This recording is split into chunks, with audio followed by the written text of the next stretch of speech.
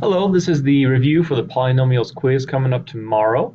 Let's start by just reading the directions, finding out what the parent function is that we're going to be transforming through 1 through 4.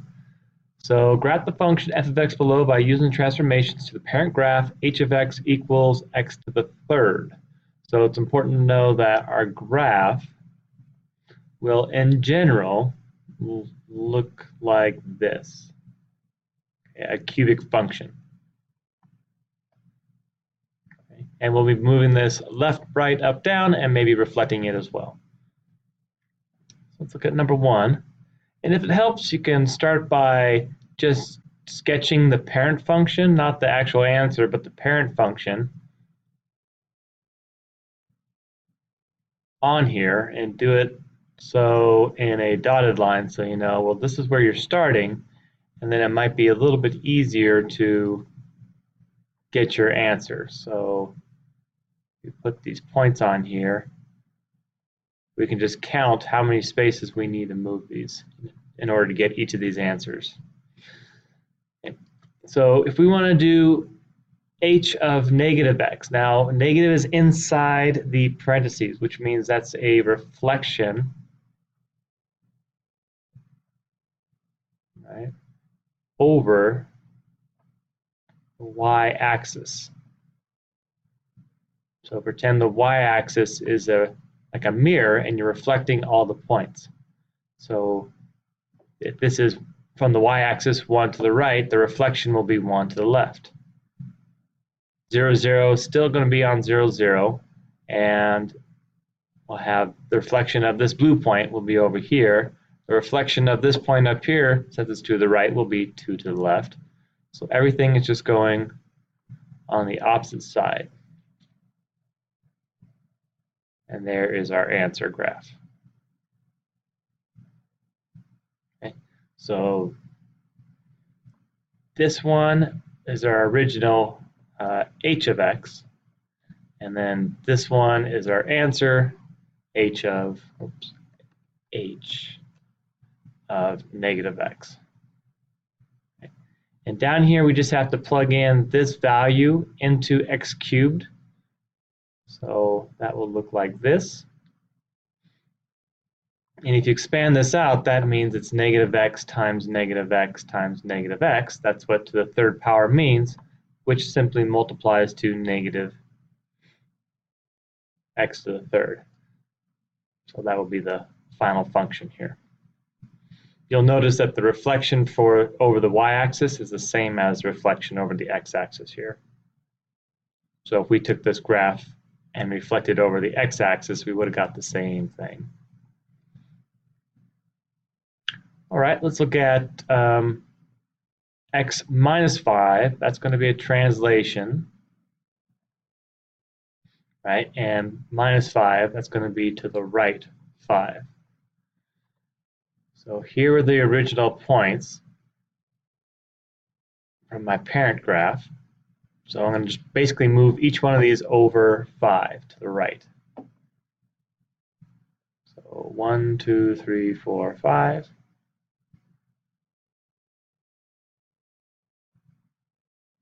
And if you count these, you'll see each of them is just moved 5 to the right.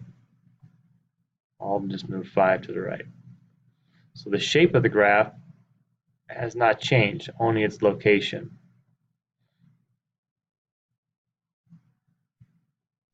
There we go. And if we plug in x minus 5 in there, that'll be raised to the third power. We can just leave our answer just like this.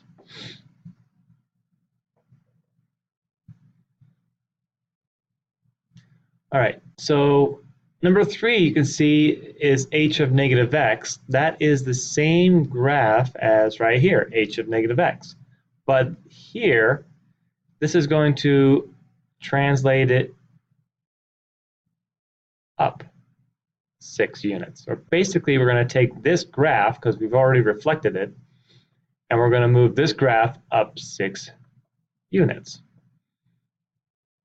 Okay, if you're starting from scratch, it's really 2 things we have to do, the reflection, then the translation. So we're going to start up 6 units. 1, 2, 3, 4, 5, 6. Right? And the reflection I already know looks like this. So I'll just go like here, right here. Remember, from here down to the next point is 7 more. So 1, 2, 3, 4, 5, 6, 7, and over. And then I can't go up 7 from here, so I just have to estimate what it looks like. There we go.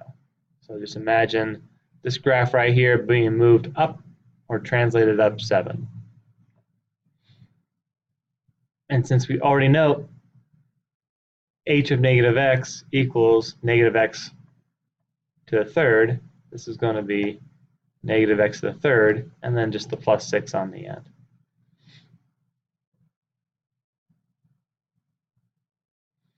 All right, lastly, we're going to do 2 translations. This is going to translate, let's see, I think to the left one, and then right here is going to be up 4.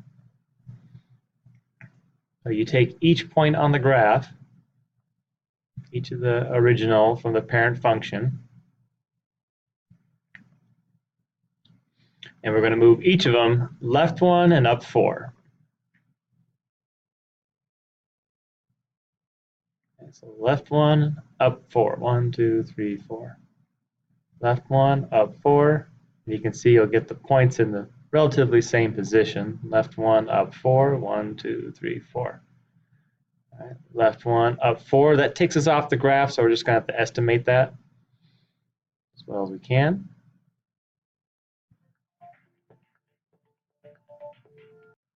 All right, there we go. And to plug this in, we'll have x plus 1 to the third power, and then the plus 4. There we go. All right, let's take a look at our next section, and we're just sketching.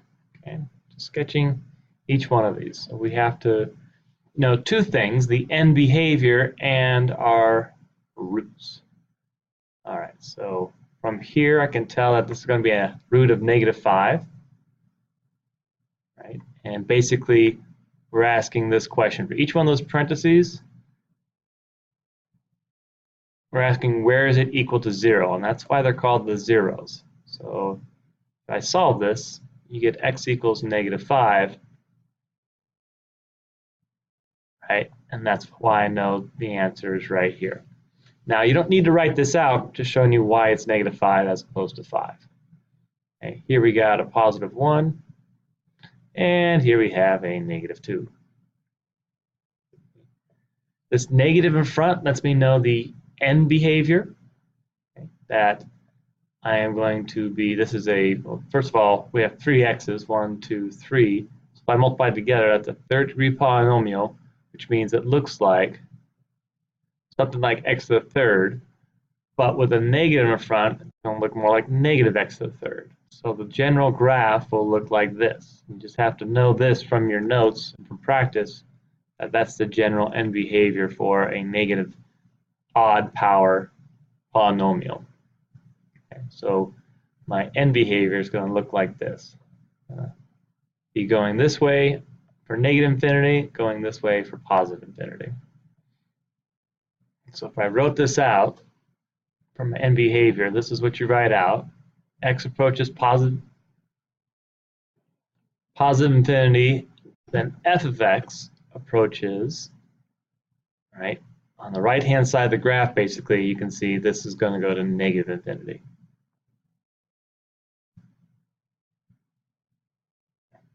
And then the same thing for the left side of the graph. So as x approaches negative infinity, f of x approaches. On the left side of the graph, this is going towards positive infinity.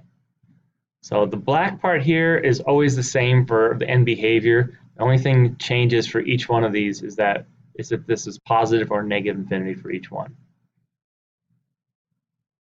Okay, and lastly, we have the y-intercept. The way you find your y-intercept is multiply all these numbers together, including the front negative one, Multiply all those together and you'll get your y-intercept.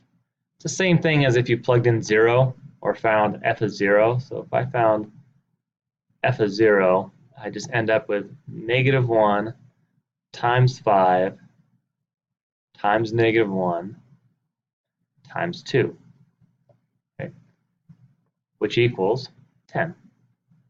So I know y-intercept is at 10 up here. So with that information, let's see here, let's get all the zeros written down. We have -5, 1, and -2. There we go. And we can go ahead and graph this now. And you can make these turns in the graph at any point you feel like. So you can make it a small, you can make it go down a lot. It doesn't matter. This is just a sketch. As long as it goes through all the crucial information, you're okay. And there we go. So there's one kind of sketch you can do. Has to go through this point, so this one has to go higher, but this one right here is up for interpretation. Could go lower, could go more shallow. Either way is fine.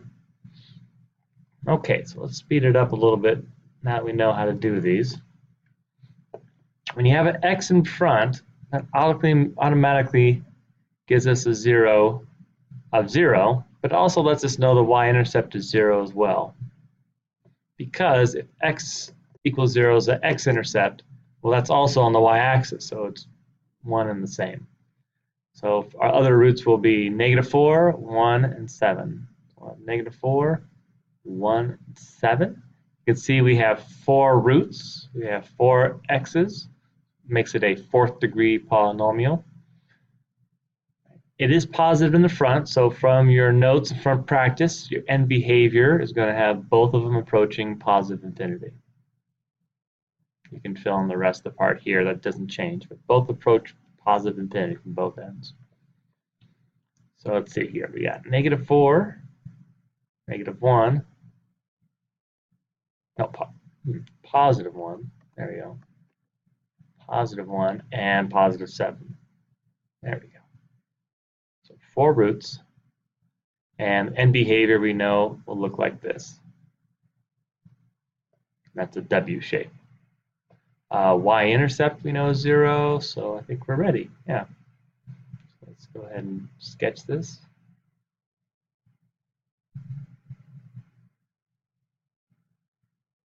And that could be one sketch there. That would work.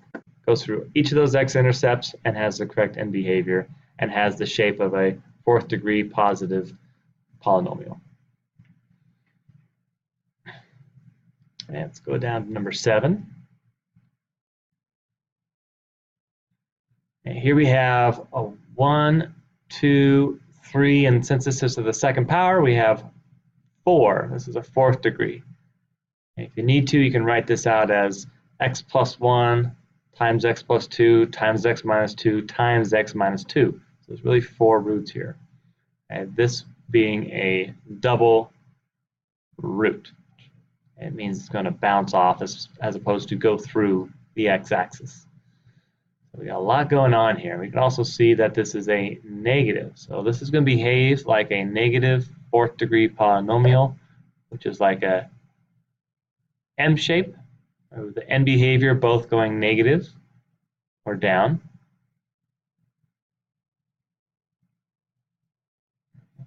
And our zeros will be, it's like -1, -2, and then 2 with this being a double root. Double root bounces off. So we got 2, -2, and -1. And behavior going down here. So our graph could look something like this. Oh, we need to know the y-intercept. Now, y-intercept would be negative times 1 times 2 times -2 times -2, right, twice. So we have -1 in the front times 1 times 2 times -2 times -2. which is -8, it looks like. Oh, there we go. Good to know that. We need to go down here to -8, come back up, and then this is a double root, so bounce off of it. Don't go through it. Okay, so that's the double root, the dr I've been mentioning here and here. Okay, dr means kind of bounces off the x-axis. Does not go through it, like here on -1, -2, it goes through the x-axis. Double roots bounce off instead. Okay, so that's number 7. Let's look at number 8. So we have another double root because we have another squared here. So once again, x is 0 is a double root.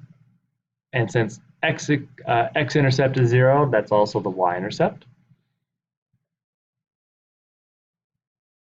There we go. And our other root looks like it's going to be -3. This is a 1, 2, 3, third degree polynomial, positive, right? So it's going to look like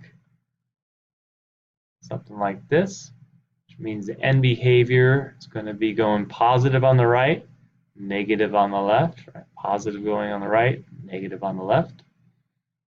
The root is -3. So good to know this ahead of time. And we got to remember that this is a double root. So bounce off of that. Don't go through that point. So we'll go up, come back down, bounce off of it, and go up. There we go.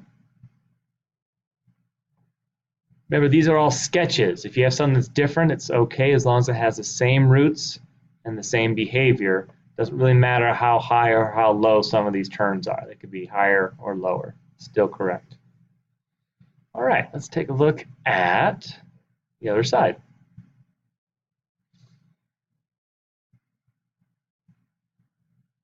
So let's come up with what the roots are by looking only at the graph. So this is actually a little bit quicker. So we have, looks like a -1. We have a double root of 2, right? Bounces off, that's a double root. So we'll have x plus 1 as the equation, and then x minus 2 squared. Double roots are always squared, right? And we can leave our answer in factored form. We just have to see about this end behavior, right? This is definitely a third degree, so if the end behavior is positive on the left and negative on the right, you have to know from your notes that means this is a negative leading coefficient. So we'll put a negative there, or a -1. Over here we have similar idea. We got a -2 root, we have a 0 root, and we have a root of 3. All right, so we got a third degree polynomial, or fourth degree polynomial actually. Fourth degree actually because we have another root right there. Yeah, so we have 1, 2, 3, 4. And I knew it was also fourth degree because it starts and ends go in the same direction. Even exponent polygraphs always go the same direction, whether it's up or down. So we have, let's see here, we have a negative x plus 2, right? We have an x plus 1. We have an x just for the 0, and then we have an x minus 3. Now, typically you do not write the x in the middle. We've generally moved those up to the front, so probably want to put the x in the front. And these other zeros in parentheses can be in any order. There's no right or wrong. It doesn't have to be this way. I generally write them from left to right, but it's not right or wrong. Okay. The y-intercept here, we can see on the graph, of course, is 0. There we go. See, that's over here. Yeah, y-intercept over here, you can see that's -4. So if you have the graph given to you and it's numbered, a little bit easy to find that. If not, we could do f of negative, or f of x and find the answer that way as well.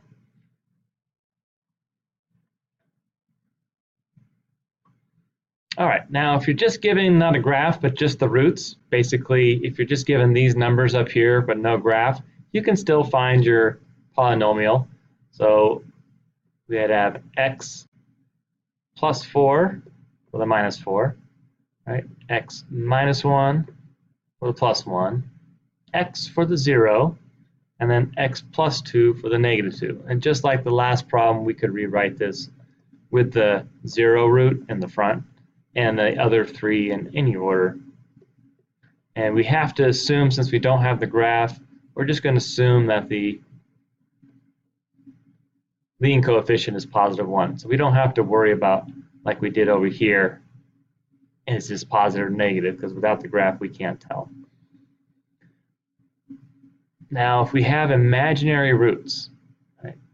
Real roots are the ones you graph, but sometimes we have functions that have some imaginary roots, so we have to know how to graph those.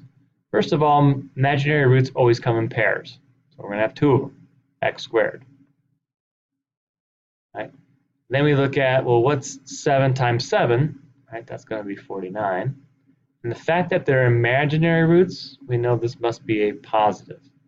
Okay? And if you want to check that, you can always go off to the side and make sure you get plus or minus 7i. So if we actually solve this, we'd set it equal to 0 and start showing some work. Again, this is just a check. You don't have to do this. Right? And when we take the square root of both sides, this is where the imaginary comes from because it's the square root of a negative.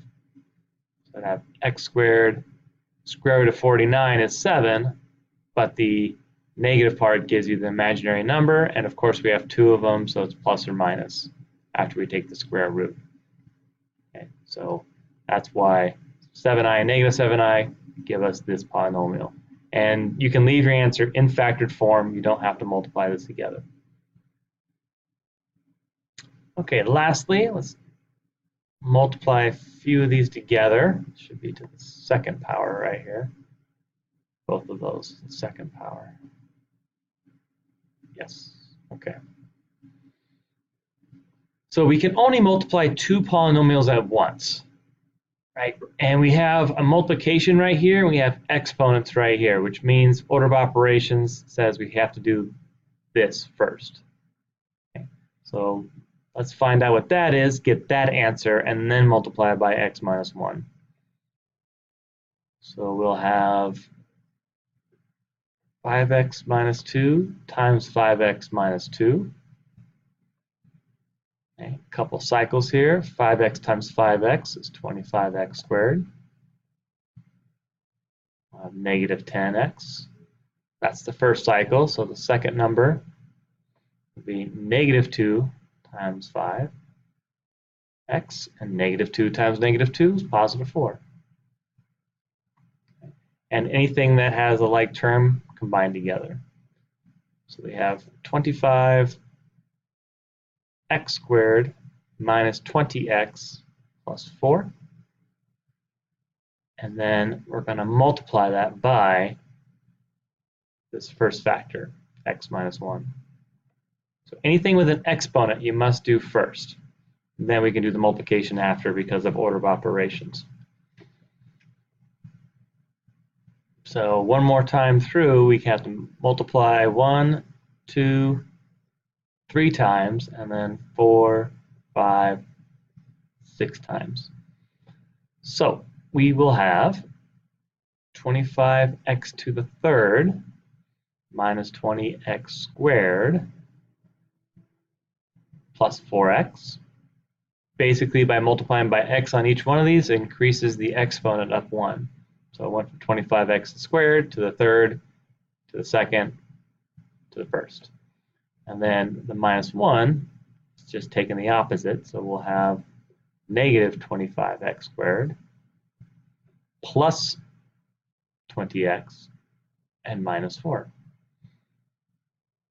And then just add these up. Notice how I wrote the x squareds lined up and the x's lined up. So we'll have 25x to the third minus 45x squared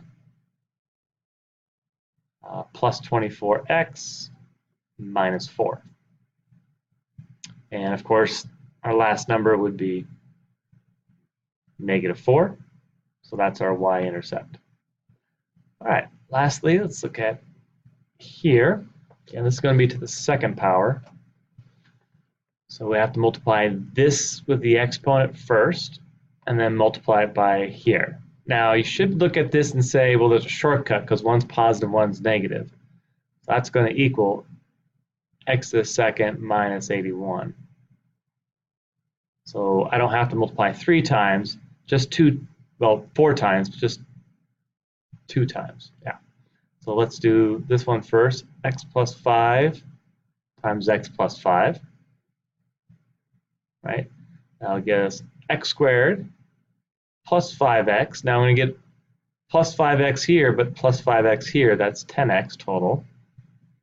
And then lastly, I'll have plus 25.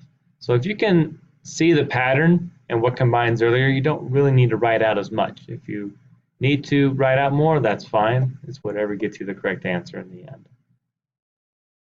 Okay, so then we go ahead and multiply that out. So we'll have x to the 4th plus 10x to the 3rd plus 25x squared. Then the 81 will have minus 81x squared minus 810x, and then we need to find out 81 times 25, which is 2025 negative, and then add these all up. So most of them will stay the same. X to the 4th, 10x to the 3rd. Here we have to do 25 minus 81, which is negative 56, x to the 2nd, and then bring down the rest since they have nothing to combine with. And of course, our y-intercept is this last term, negative 2025. There we go. That concludes this polynomial quiz review. Make sure you can do this review by yourself, begin and end without stopping, and then you'll be fully prepared for the quiz. The quiz is not going to be easier or harder, same type of problems, just different numbers. All right, good luck studying.